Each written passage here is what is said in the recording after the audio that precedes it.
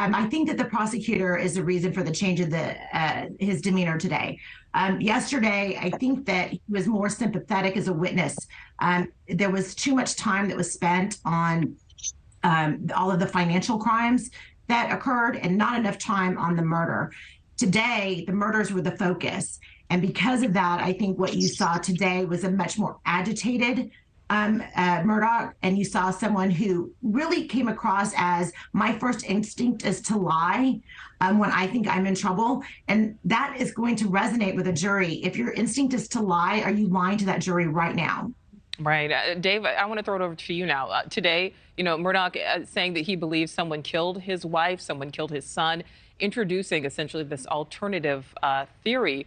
But why wasn't he screaming this from the rooftops all along? And where are these social media posts that he's referring to? I mean, why haven't they been submitted?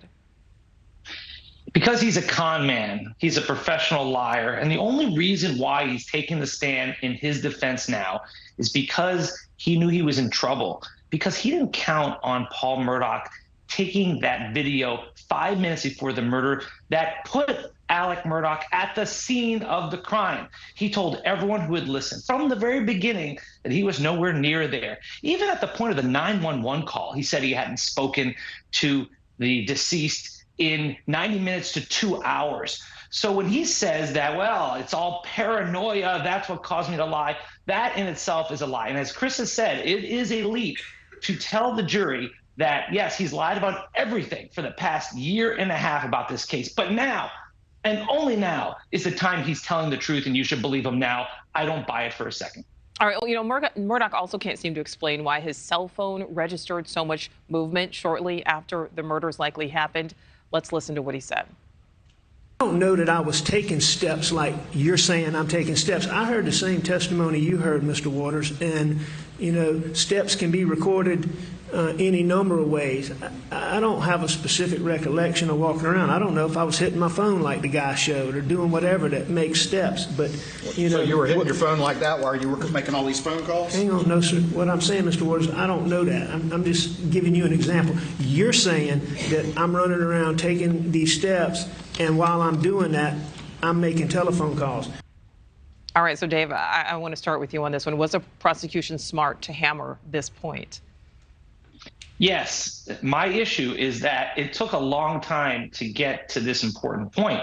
As Christa was saying, they went all into his financial details, and that's okay. They went into his line of practice as a lawyer, and I think that they overdid it for a lot of this stuff. And they asked too many open-ended questions. Whenever you give the defendant a chance to explain his theory of the case, that's not a good look, because this is cross-examination, not direct examination. You ask short, quick questions that have to be answered with a yes or no, and you move on. You don't let the defendant get to be into the narrative and get sympathy in front of the jury and humanize himself. And I think he did that too much.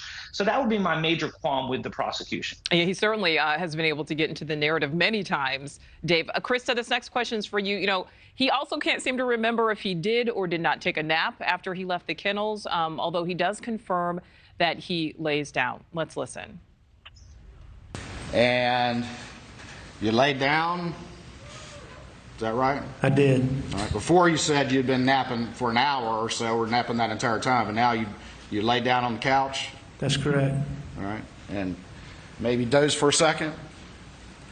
Maybe. According to your new story? How long did you doze? If I dozed, extremely short time. All right, so Christa, you're a defense attorney. Did Murdaugh handle that the way he should have? Well, no. I mean, look, here the reality is when you start lying so much, you can't keep track of your lies. What he's trying to do now is explain his presence at the kennel, explain his movements, explain all of the digital evidence that has him doing various things, and his alibi is now crumbled. So he couldn't have been sleeping when he said he was sleeping for that full hour. So he's explaining, trying to give an explanation that maybe is plausible to the jury for that. But what's happening is that he's sounding like he's making up another excuse, another reason, it's another lie.